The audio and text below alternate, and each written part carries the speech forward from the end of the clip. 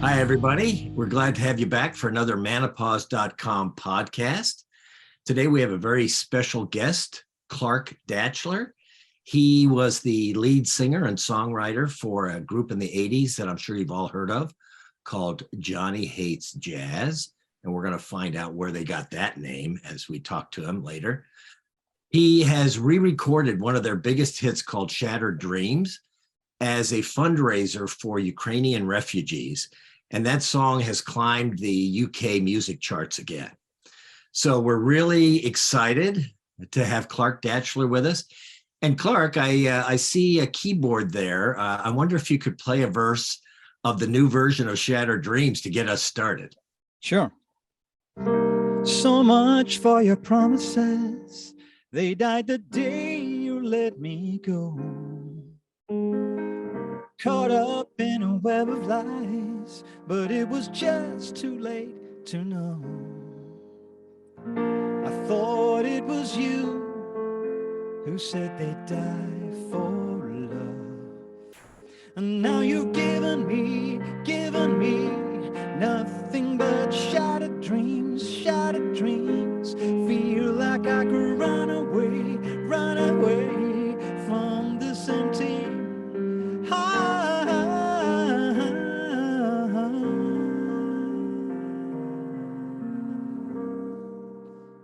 Wow. Awesome. And everybody knows that song. They've heard that a million times. Now it's going to be stuck in my head forever. I'll never get it out. It's such a great song. Wow. I know the feeling, because a lot of musicians, we're all music fans. You know, if you're a musician, essentially you are a music fan. So there are songs that do that with me, and it's partly annoying and partly wonderful because, you know, it has something about it that is able to do that. And as a writer, I've no idea how to make that happen. You know, if I did know, I'd be doing it every other day of the week, but it's just some kind of, you know, alchemy.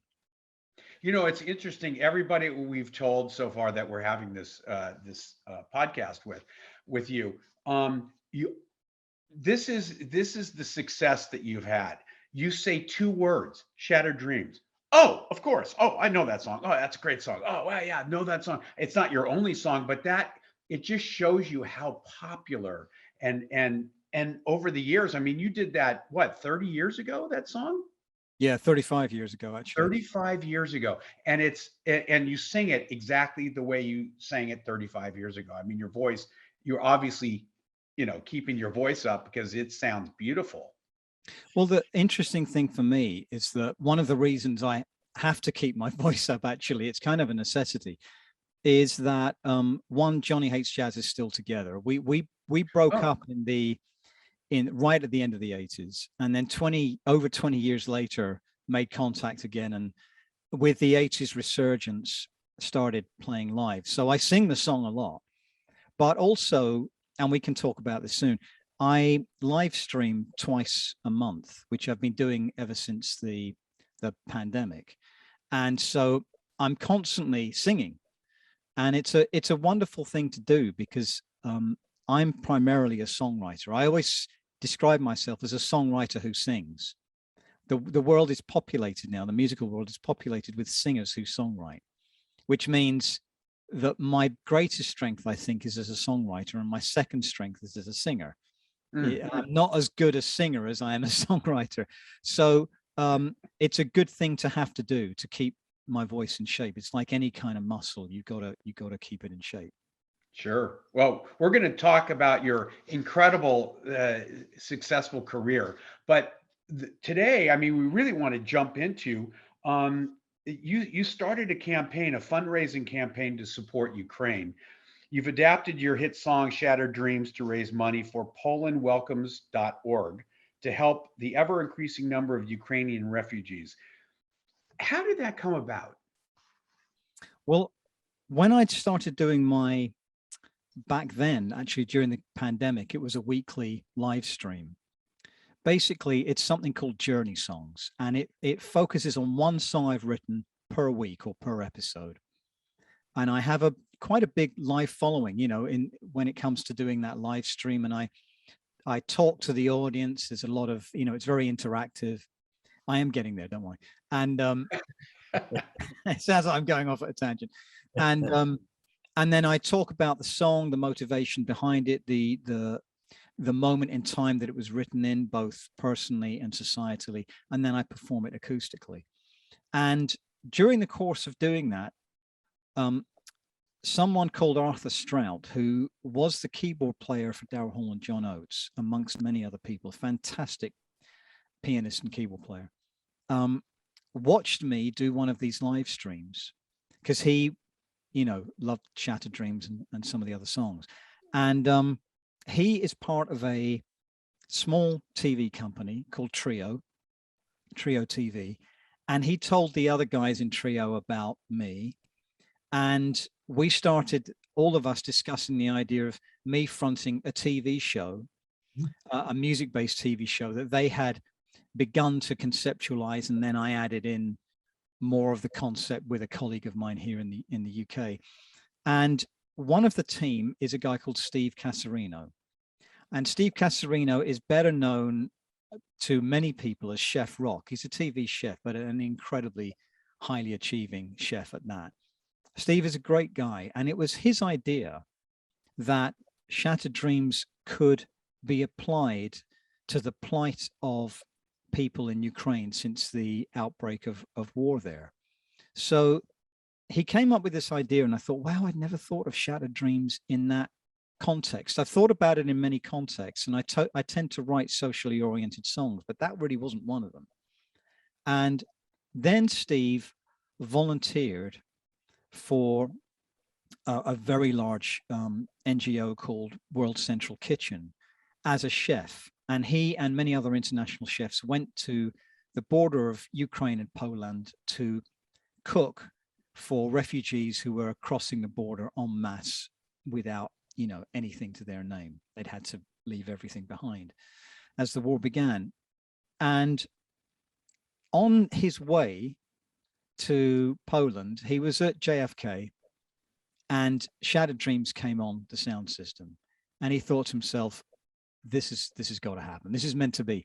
So he contacted me from Poland when he was there cooking for these thousands of refugees, explained what had happened, and explained that he had come into contact with a charity there called Poland Welcomes.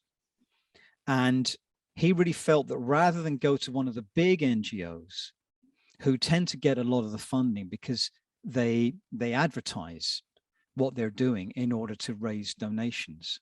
This was a small charity that had only started as a result of the war breaking out. And he said, I think these people are the real deal. We need to support them, and they really need to be supported. So the more we talked about it, and the more I started to talk to the people at Poland Welcomes, the more I thought, yeah, this is exactly what needs to happen. So that was the inception of it. Yeah, that's amazing.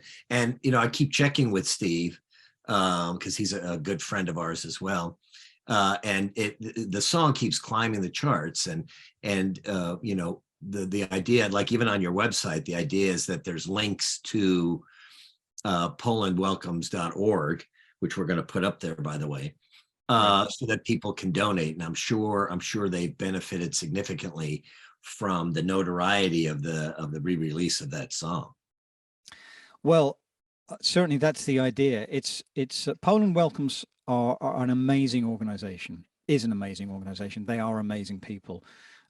They were not involved in charities before they formed this. Literally, the day after the invasion started, they had to make a decision.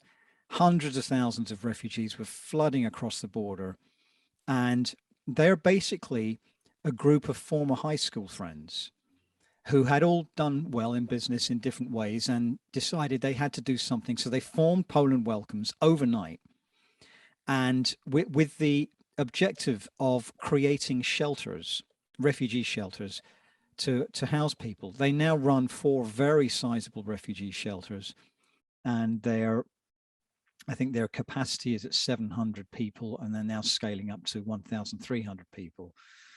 And they're giving people not only food and shelter, hugely important, they're giving people psychological help, psychological support, which you can imagine from that situation is very much needed. And critically, they're giving people protection, because most of these people are women and children. Of course, the men have had to stay and fight. So the women and children are coming across the border, and they are very susceptible and vulnerable to being used and abused in different ways. And so I think this is an amazing thing. When I heard about this, that's one of the main remits that Poland Welcomes has, is to protect people. I thought that was incredibly important. You don't really hear too much about that. What happens to the people who flee war zones and disappear, especially the women and children. And it doesn't bear thinking about what happens to them. So when I heard that, I thought, I am definitely supporting these people. So I actually went over to a small town called Jarosław in the east of Poland, near the border, which is where Poland Welcomes are based. And they took me around their shelters. I got to know them. One of the guys there is actually a former editor with the Daily Telegraph newspaper over here. He's a Brit. So he was my bridge.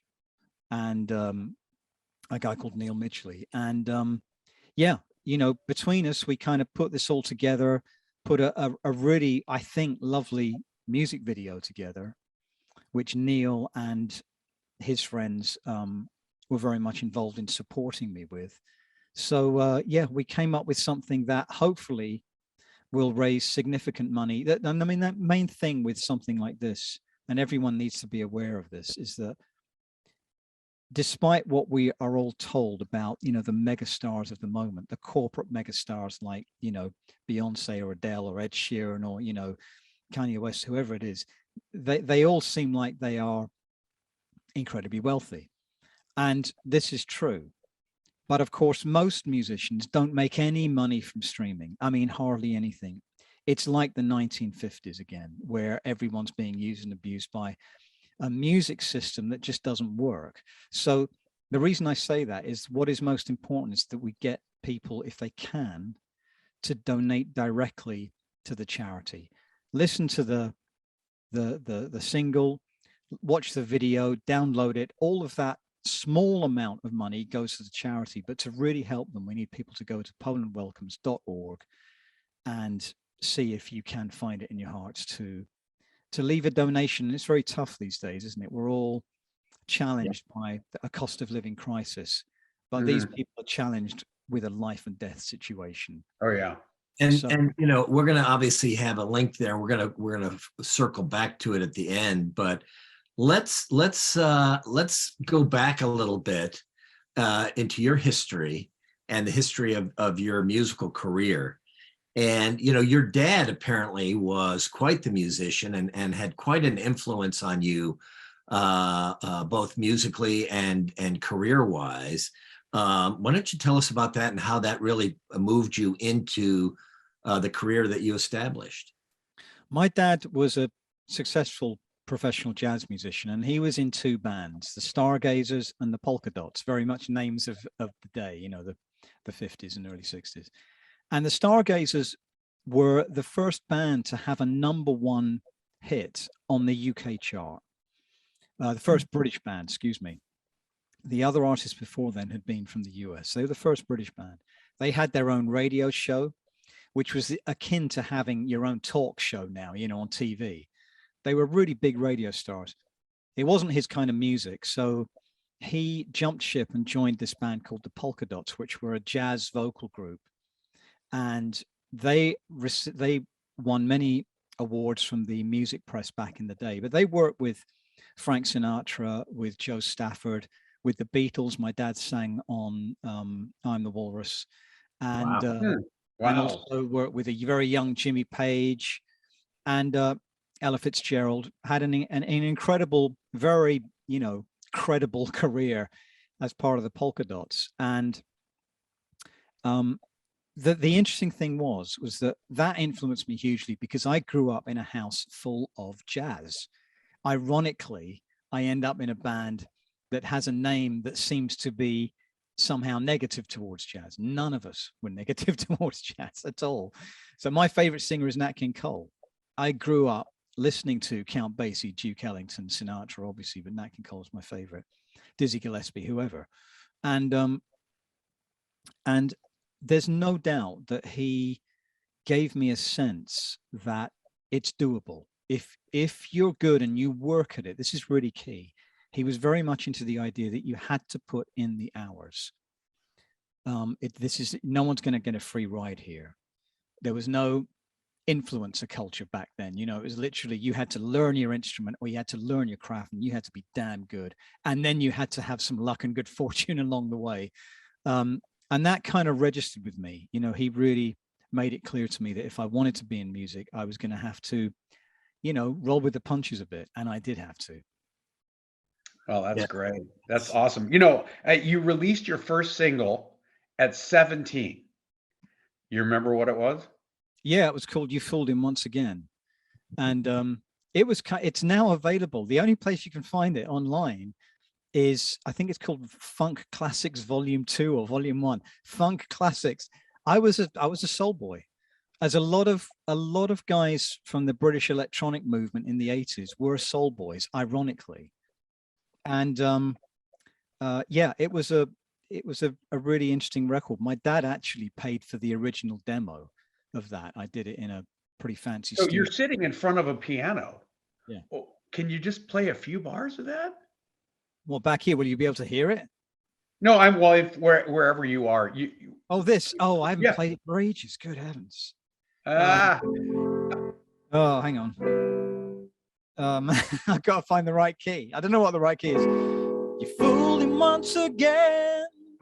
How come the Joker always beats the diamonds 10? Oh, that's about as much as I remember. Just push to one side. This time she left it out of you. You're you fooled him once again.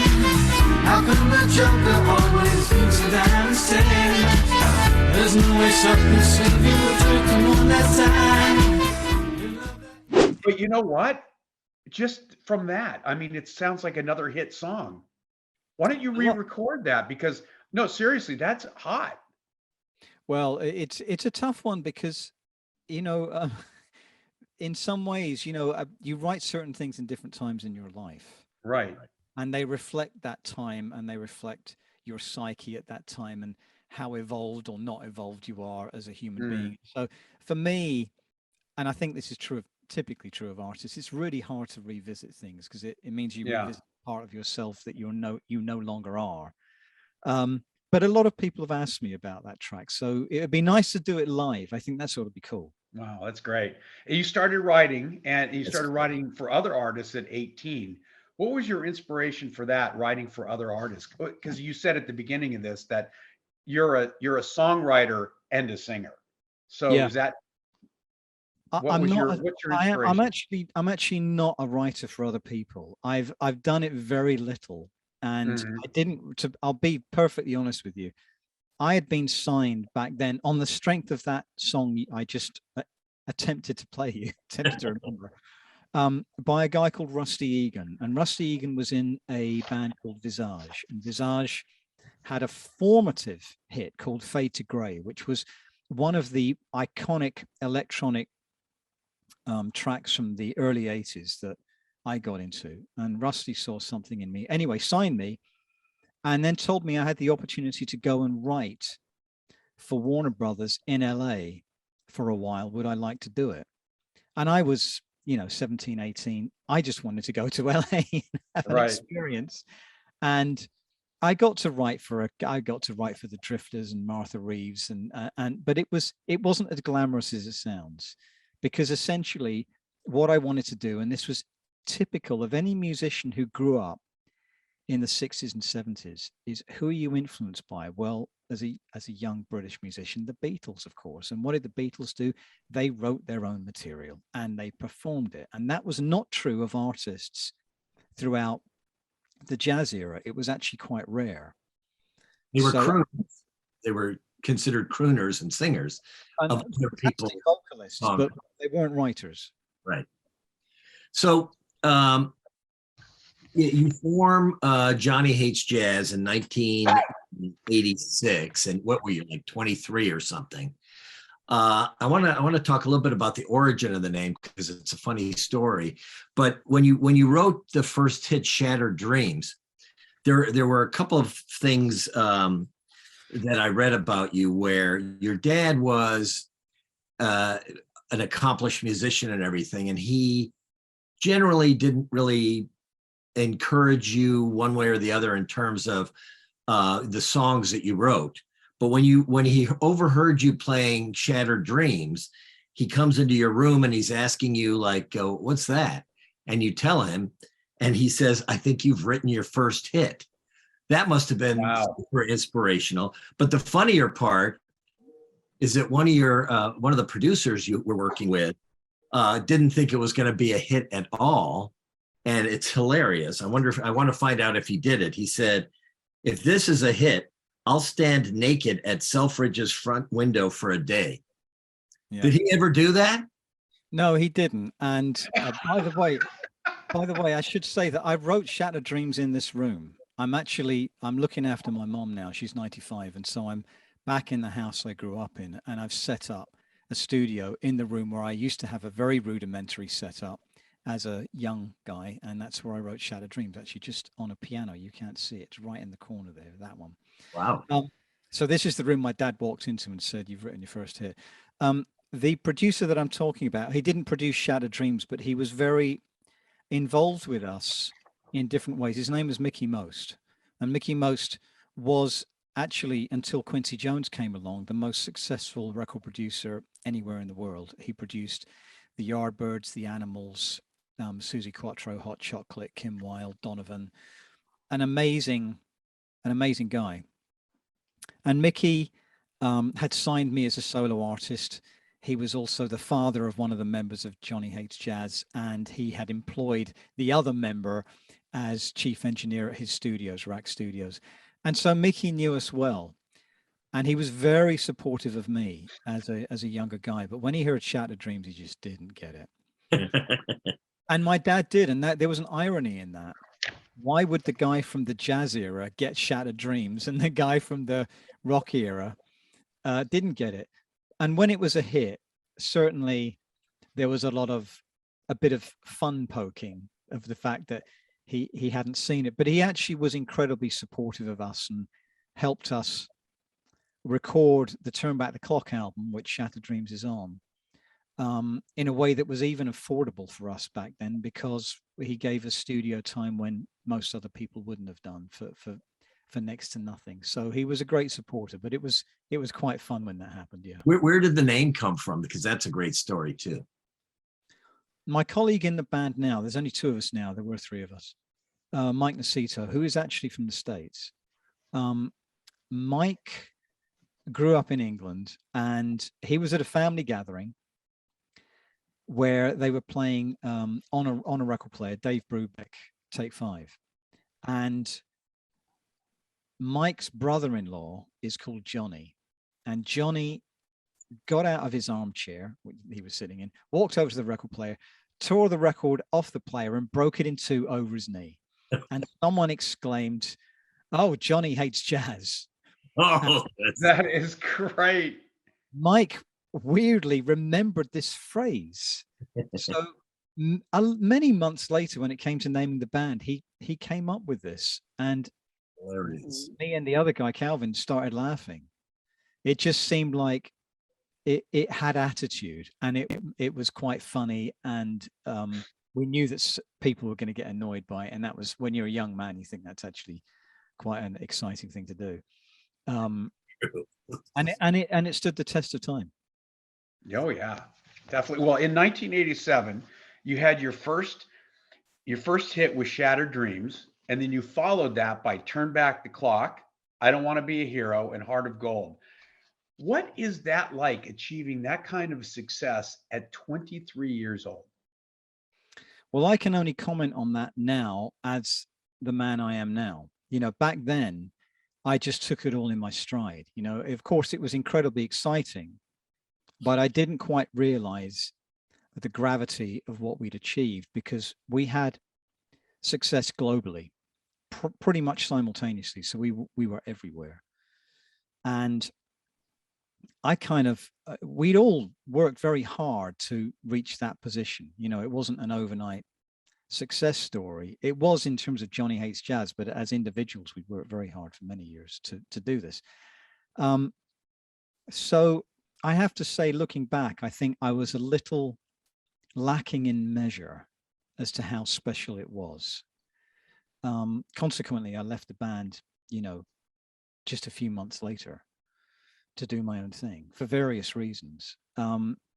So now I look back on it and I think, wow, what an amazing thing to have happened. The fact that there are these group of songs that resonate with people 35 years later for various reasons. And it's all connected to, of course, what was happening in their life at the time, or how they feel it reflects on something that's happening culturally or societally in this moment in time. I mean, I Don't Want to Be a Hero, our second hit, is an anti-war song. And that a lot of people have said, oh my goodness, that a lot of the troops in Russia need to hear this. You know, it's basically a song saying, I do not want to go to war for the wrong reasons. It's written as a, you know, professional soldier.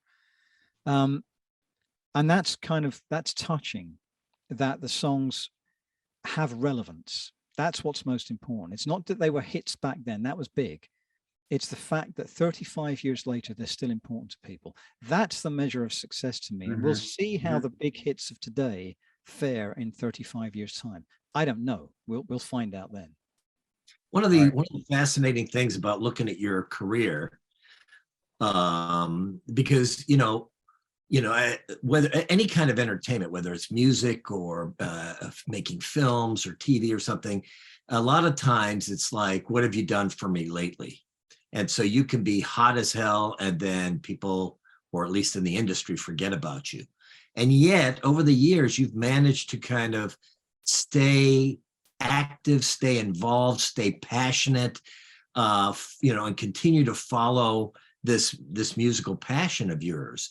I think that's what's going to be sort of inspirational for people who listen to this, is that if you find something that you truly love, whether or not you're, number one at this or number one at that, the point is you're doing something that you love. And I think that comes through on even the latest songs that you've been writing. I think the key here is that, I mean, any musician, no matter how successful or not, has gone through their ups and downs in the industry. It's not an easy industry to survive in. I even don't like calling it an industry. That's for the business people. That's what they want to happen, see it fine. For me, it's just music. Now, what's the important thing here? I grew up in especially the 1970s when there were a lot of big records that had something to say about the state of the world. One of my favorite tracks as a kid was Harvest for the World by the Isley Brothers. Or Stevie Wonder, Higher Ground. Of course, the Beatles, All You Need Is Love, and on and on. There are so many of them. And so for me, it was a natural thing to want to make music that, okay, you could do some that were about relationships, but some that were also reflections of what was happening in the world at the time. And all of those songs, by the way, are still incredibly relevant. So for me, the way I sustained myself and continue to is to remind myself that it's not just about music. Music is supposed to be a vehicle to encourage change. It can't do it on its own, but it sure as hell can help. But if no one's making that music, or rather if no one's being heard making that music, then we're left with music that is purely entertainment. And you know what? There are musicians who love doing that, who love entertaining. That's cool, but it's not me. I want music to have something to say that, like I say, promotes some kind of evolution amongst humanity. And so that to me is very important. And I'm very much part of the environmental movement. I've been a part of it for many, many years now. And I'm always reminded that there's not enough songs in the world about what we're doing to the planet. So, it gives me motivation to say, I'm going to write another one and find a different way of putting it. And then, like I say, you don't only do that. You want to counterbalance it with other things that are more personal. But anyway, that's kind of, I think, how I've done it. You mentioned that Johnny Hates Jazz is back together, correct? Yeah. So Yeah. Are you? Oh, go ahead. no, go for it. Well, I was going to say, are you guys then going to tour? Are you going to write new music? Are you going to tour with your other hits? What's your plan? Well, in the UK especially, we have been performing quite a bit, and we released two albums. 2013, an album called Magnetize, and 2020, an album called Wide Awake. And on both of those albums, you'll hear a kind of a more grown-up Johnny Hates Jazz. It's you'll hear the relevance and the connection with the early stuff very directly. It's not like you're going to hear, something that is so radically different. I think anyone who hears that will recognize who it is. But in terms of what we do in the future, I think that, we are focused on live performing. We're doing some gigs again this year. We hope we'll be coming to the States soon. But I think that we're in a phase where, I certainly understand that musicians need to diversify in order to not just survive, but to thrive. So certainly for myself, I will be continuing with my live streams, Journey songs. That's going to become something that's let's say a little more formal and pre-recorded, and then the TV show I was talking to you about that I'm working on with the guys in the States. So I think there'll be a lot of different activity, but as far as new material for Johnny Hates Jazz, I imagine that will happen. There's going to be an album called 80s Classical this year, which features us and some other artists performing our big hits with an orchestra. Oh, And that's really cool. That's we've done it live with this orchestra a few times now, and it's pretty powerful. It's very moving, especially being the artiste to experience that. So I think people will love that. That's the next thing coming out, 80s Classical. Cool. We have a saloon called the Belly Up, and it's in San Diego, and they get the Kenny Loggins, the Michael McDonald's, the Christopher Crosses, and I can see Johnny Hates Jazz playing there. Now those are small venues, and we have those all over the United States. These small venues, and it attracts big stars like you guys. What is the benefit of doing those small places where only maybe 100 to 200 people can listen and watch you perform? What is the I think benefit Belly to Up's you guys? probably like 800 or 900 when they pack. Pardon? I think Belly Up's about 800 or 900 when they. It was a standing room only with a cocktail, and Yeah, that's it, right? It's a really good question, Mike, actually. Obviously, economically, things have to pay for themselves as a bottom line. And Right. so you have to make it work, especially if you're coming in from outside of the country. But the benefit of doing them is that they're actually incredibly enjoyable. The small gigs, sometimes the gigs that are predominantly acoustic, are great fun. There's something about how the lack of amplification, the lack of electronica brings the audience closer to you and you to them. And of course, it therefore allows for a little more audience interaction, a little more storytelling. And essentially, I think my colleague Mike would agree with this. The acoustic gigs, the small acoustic gigs, are the most enjoyable. There's something about them that you come away feeling that you've actually contributed to someone's life because they've been uplifted by a very personal experience with artists they've loved listening to over the years. So that's the big thing for them, for me. And I think, and there's a resurgence of interest and passion for music from the 70s, 80s, and maybe early 90s.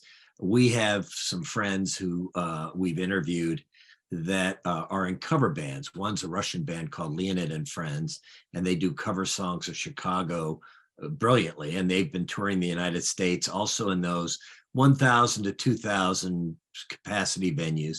And then there's one in Australia called the Hindley Street Country Club.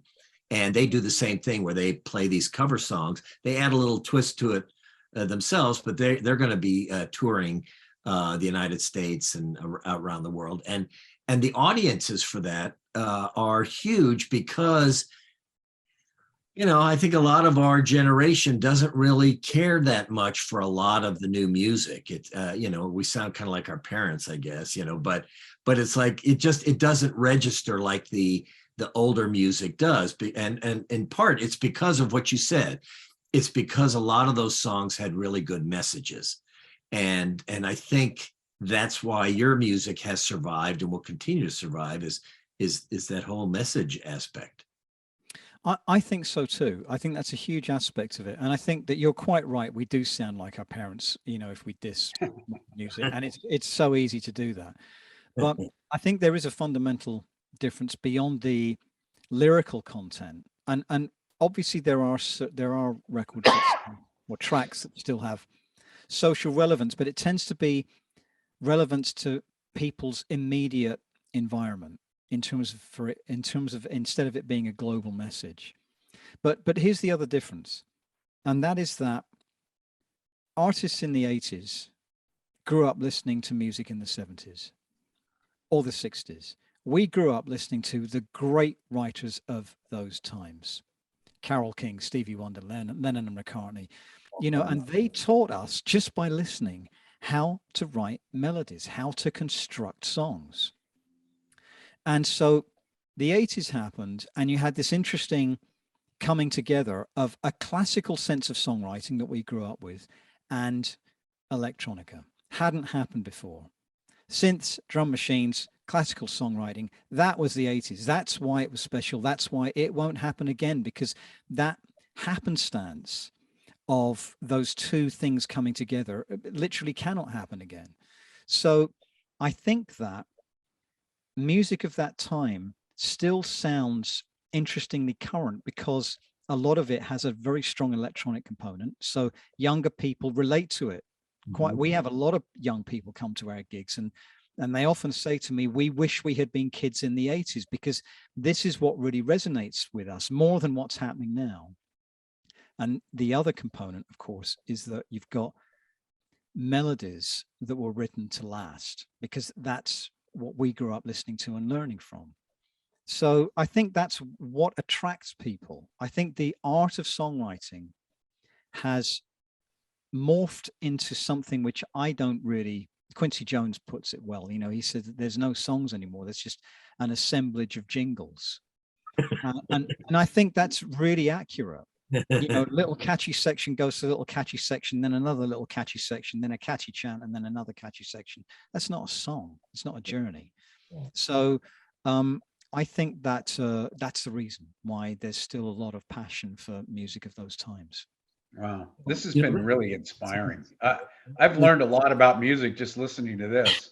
And we want to really emphasize certain things with you. First of all, you do have a website, clarkdatchler.com. And you can go there and not only hear all his music, but read about the PolandRockets.org and the history and what's upcoming. So that's one site. PolandWelcome.org is also a place you can go to directly donate, and which obviously Clark is encouraging. And then yeah, and so are we. The live streaming that you do, is that on Facebook or is that on your website? That's actually on Facebook, YouTube, and Twitter, but mainly Facebook and YouTube. And you'll find me by going to facebook.com/Clark Datchler Official and youtube.com/Clark Datchler Official. And I'm there pretty much every other Sunday at 5 p.m. UK time, GMT. And it lasts for an hour. It's great fun. It's quite emotional for me and for the audience as we venture through these different songs. So the more the merrier. Yeah, and they're good. I mean, I've watched a couple of them, and there's a lot of interaction between you and the audience, and where they can ask you questions or make comments, which is great. So that's another thing. If you're interested in following Clark, which we demand that you be interested in following, And thank you so much for not only doing this, but more importantly, for what you're doing, using your notoriety and your songs and everything to really kind of help those Ukrainian refugees. It's so important. And fortunately, there are more and more organizations doing that, but sometimes it takes a face and a name to really drive people into action. And so, we want to thank you for doing that, and we're going to do whatever we can to promote and encourage people to give. And next Great. time you're in the States, look us up. We want to get together. Yeah. Absolutely, You're a lot of Mike and fun. Larry. It's been an absolute pleasure. Great speaking to you guys. And yeah, I will definitely look you up. Okay. All right, great. Clark, thanks so much. And we'll see All you right. Sunday. See you there. Okay. Take care. Thanks a lot, man. Cheers. right. Bye now. Cheers.